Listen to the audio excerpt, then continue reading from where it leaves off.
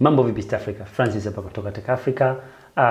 Karibu tena kwenye channel yetu ya Tech Africa. Ni muda mrefu sana tujaonana, lakini kama unavyoona kuna mabadiliko makubwa sana kwenye studio yetu, na haya ndio yalizuia tusionane kwa muda mrefu kidogo. Miezi kadhaa imepita sija-upload video yote mpya, ni kwa sababu hii hapa. Leo nakwenda kwa haraka kuonyesha studio hii ambayo tumeitengeneza, studio hii mpya ambayo nimehamia. Ilikuwa kidogo kuna changamoto hapo kupata studio na kuweza kupata simu ambayo mimi nilikuwa nataka. Lakini mpaka sasa hapa hivi namshukuru Mungu tumefanikiwa. Studio ni mpya kama unavyoiona. Bado kuna mwangu kidogo na unaweza ukasikia kelele za mtoto wangu, lakini utavumilia tu kwa sababu bado naendelea kurekebisha, kuweka sawa, kuhakikisha kwamba soundproof imekaa vizuri, kwamba sauti za nje hazitaingia ndani. Lakini basi bila kupoteza wakati tuende tuangalie studio tour hii, na kupa studio tour kidogo tu kuonyesha wapi nipo sasa hivi, studio iko wapi na vifaa gani nimefanikiwa kupata mpaka sasa hivi ambavyo vinanisaidia mimi kuletea video nzuri kama hizi. Basi bila kupoteza wakati tuende, na kama bado hujasubscribe kwenye channel yetu ya Tech Africa, unaweza kusubscribe sasa hivi ili usikose video mpya nyingi zinakuja. Sasa hivi na video nyingi sana nimeziandaa ambazo zinakuja kwenye channel yetu hii mpya, na ili usikose fanya subscribe basi. Kwa basi nakwenda kuonyesha studio hii. Nimechukua kamera ili nikuonyeshe kwa karibu zaidi jinsi studio ilivyo na kila kitu kilichopo studio. Kwa kawaida kamera yangu naweka mbali kidogo, ngoja nikuonyeshe. Nawekaga kule kwenye tripod kule, unaona tripod iko mbali kidogo, na natumia, kwa nini nimeweka mbali? Ni kwa sababu natumia lens ya 50mm nikiwa na shoot kawaida still. Nimeweka kamera kwenye tripod, natumia lens ya 50mm. Sipendi kutumia inayotumia sasa hivi kuongea na wewe kwa sababu hii haina mwanga mzuri kama unavyoona, lakini pia haina blur effect nzuri kwenye background. Unaona background yote inaonekana kawaida. Kwa hiyo napenda kutumia 50mm, ndio maana naweka stand mbali zaidi. Lakini kwa karibu lazima nitumie hii hapa ili nikuonyeshe vizuri. Na kamera ninayotumia wengi watakuwa nawaza natumia, kama nafikiri unafahamu tayari kwamba natumia tu kamera ya Canon 90D ambayo inaweza kushoot 4K, na ni kamera nzuri ambayo unaweza kupata kwa bei rahisi. Nitailink kwenye description pale, utaiona tu, nitaweka kwa Amazon au eBay, utaweza kuona. Ni kamera nzuri ya bei rahisi ambayo mtu yote anaweza kanunua. Nafikiri kwa ajili ya video inasaidia kwa sababu inafanya subject tracking, autofocus. Nikifanya hivi inanifuata, inafanya subject tracking tofauti na kamera nyingi zingine ambazo hazifanyi subject tracking, ambazo ni za bei rahisi. Basi kwa haraka twende tukaangalie vitu vingine. Basi tuangalie kompyuta ninayotumia hapa. Kompyuta ninayotumia ni kompyuta ya Macbook Air M1 ambapo nafikiri nilifanyia review. Kama sijafanyia basi review yake inakuja. Ni Macbook Air M1. Hii Macbook Air M1 ni kompyuta nzuri ambayo ilitoka mwaka 2020. Kama unavyoona hapo ni Macbook Air M1 ya mwaka 2020 ambayo ina chip ya Apple M1 na memory GB 8, macOS Monterey. Kwa basi hiyo ndio Macbook Air M1 ambayo naitumia mimi. Kompyuta ya Macbook Air M1 ni nzuri kwa kuedit video. Nitaongelea zaidi kwenye review. Nikiwa nafanya review utaiona kwa undani zaidi kwa sababu nitaifanyia review yake uone jinsi inafanya kazi, inakuwaje natumia kompyuta ndogo namna hii kuedit video za 4K na vitu kama hivyo. Ni kompyuta nzuri kwa utaiona. Kitu kingine ambacho kinanisaidia sana ni monitor nilionayo hapa. Nina monitor ya Dell. Ni monitor ya Dell, na hii monitor nilibahatisha tu, ni inchi 29.5. Ni monitor 29.5. Kwa hiyo basi monitor hii sasa, hii monitor ya Dell hii inanisaidia sana. Ni ya mtumba, nilinunua monitor ya mtumba. Nilibahatisha kwa bei nzuri sana kusema ukweli, kwa sababu bei yake original ukinunua dukani bei yake halisi ni sio chini ya $800 hadi 700 hivi, unaona? Na hazipatikani kwa sababu ni ya muda mrefu, imetoka mwaka 2012 kama sikosei 13. Kwa hiyo ni ya siku nyingi sana.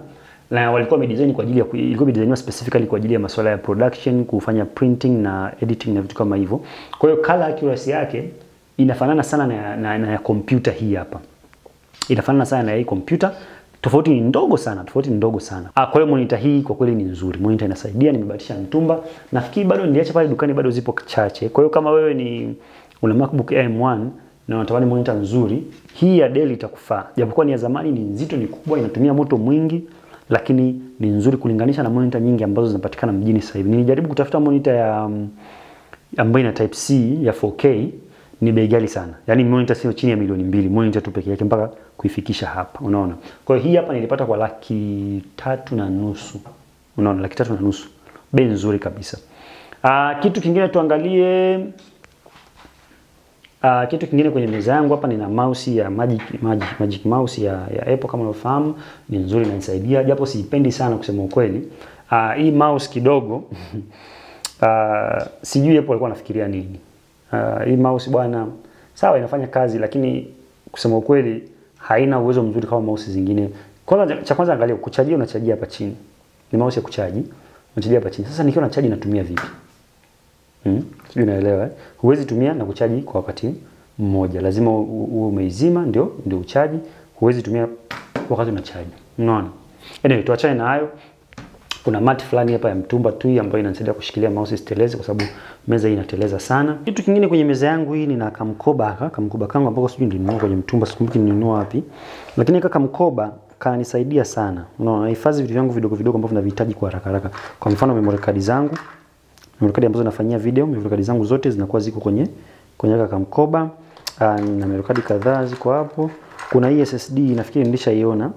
Hii SSD niliagiza China hii, kama unavyokumbuka niliagiza kupitia kwa kampuni ile ya Ruben, na nikasema nitaifanyia baadaye review kuonyesha baada ya mwaka mmoja matumizi hali yake ikoje. Unaona hii SSD ya 1TB sasa hivi imekaribia kujaa kabisa. Nitaifanyia video kesho kutwa. Nitaifanyia video ya review tuone, mtaona kwamba je imekaaje mpaka sasa hivi, inafanyaje kazi na vitu kama hivyo. Kwa hiyo nika external hard disk nzuri sana. Kwa hiyo na vitu vyangu vidogo vidogo vyote naviweka huko. Vitu vyangu vidogo vidogo vyote, kuna cable za external, kuna tester yangu hapo kwa ajili ya kutesti vitu vya umeme, kuna memory card, kuna vitu vidogo vidogo ambavyo ni rahisi kupotea na kuwa na vihifadhi kwenye kaka mkoba kangu hapo. Kanakaa mezani muda wote, kanakuwa mezani. Kuna speaker yangu hapa ya wireless ambayo inakaa mezani na yenyewe, ya bluetooth ambayo ina story ndefu na yenyewe nitakuonyesha kwenye video ijayo.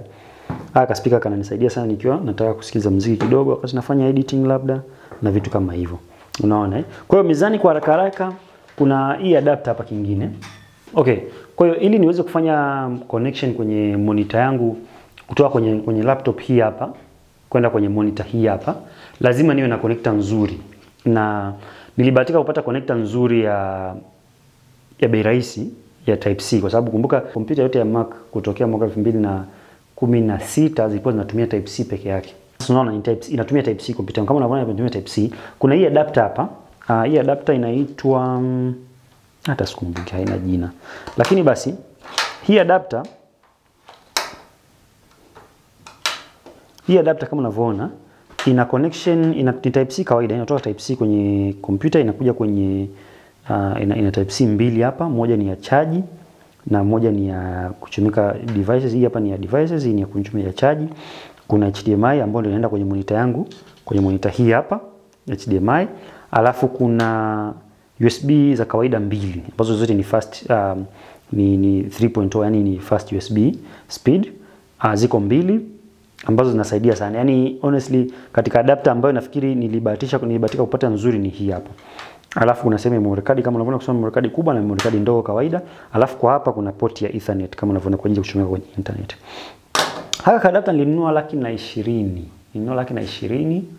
Yes, mjini tu hapa kuna duka lilikuwa linauza. Adapter nyingi za Macbook au za kompyuta za Apple zinasumbua sana. Unaweza kuchomeka adapter, ukichomeka monitor kwa mfano HDMI kama hii hapa, kuchomeka monitor na memory card labda na external hard disk, inakuwa inachomoka, yani inazima na kuwaka, inazima na kuwaka. Inachomoka na kurudi, inachomoka na kujichomeka tena. Inakuwa yani kwenye kompyuta inakuwa ejected, mara inakuwa connected, ejected, ambapo ni kitu kinasumbua sana. Kwa hiyo nilibahatisha hii adapter haisumbui chochote, yani haisumbui hata kidogo, iko fresh kabisa, na pia kwa bei niliyopata sikuzani kama ni bei mbaya sana kwa sababu adapter iko bei ghali sasa hivi sana. Kwa hiyo kwa haraka basi tumeona monitor, tumeona laptop yangu hiyo, tumeona hiyo taa ninayotumia hapo. Tumeona speaker yangu na kimkebe changu. Kuna upande huu mwingine wa studio. Kuna upande ambao ni background tu nilitengeneza, ni design kidogo kwa ajili ya kujaribu kuleta mvuto kidogo kwenye background ya studio. Kuna picha yangu tu hapa naipenda, nilipewa zawadi na marafiki zangu. Nimeiweka hapo. Kuna hii shelf nimetengeneza kidogo kwa ajili ya kuweka baadaye picha na vitu kama hivyo, na hizi lights kama unavyoziona, na kuna gitaa yangu nimeinamisha hapo. Kwa hiyo sehemu nyingine ya muhimu sana ambapo ni hii drawer yangu hapa ambayo ninahifadhia vitu vyangu. Kama unavyoona kuna charger ziko hapo, charger zote na battery za kamera. Kuna vifaa vidogo vidogo tu, kuna simu zilizoharibika, kuna iPod zangu za zamani ambazo nitazifanyia review baadaye, na vifaa vingine ambavyo najaribu kuvihifadhi kwa sababu natumia kwa kutumia draw ya kitanda hichi ambacho kwa kitanda cha mwanangu. Kwa hiyo nimetumia draw moja nimeazima kuhifadhia hivyo vitu.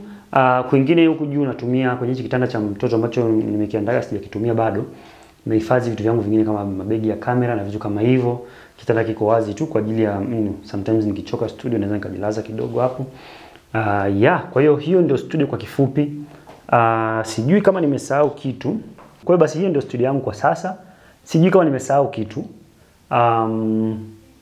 Kama nimesahau nitagusia kwenye update nyingine itakayofuata labda mwakani au miezi inayofuata. Lakini kwa haraka hiyo ndio update ya studio ya Tech Africa, update 1.0 ya mwaka 2022. Natumaini kwamba umeenjoy video hii na umejifunza vitu mbalimbali, na wewe pia utaweza kusaidika kwenye studio yako ambayo unajaribu kutengeneza. Kama una swali lolote kuhusiana na vitu ambavyo nimevitaja kwenye studio hii, comment hapo chini, alafu mimi nitakujibu kwenye comment ili na uweze kuboresha studio yako. Nimefanya kushare na wewe update ya studio yangu ili na wewe uweze kuwa inspired, uweze kutengeneza studio yako unayoipenda. Bado hii studio sio kwamba ndio my dream studio, bado ninatamani kuiboresha zaidi na kufikia malengo yangu ambayo ninayo, lakini kwa sasa namshukuru Mungu hapa nilipofikia, na hii yote ni kwa ajili ya support yenu. Asanteni sana. Mpaka wakati mwingine. Peace.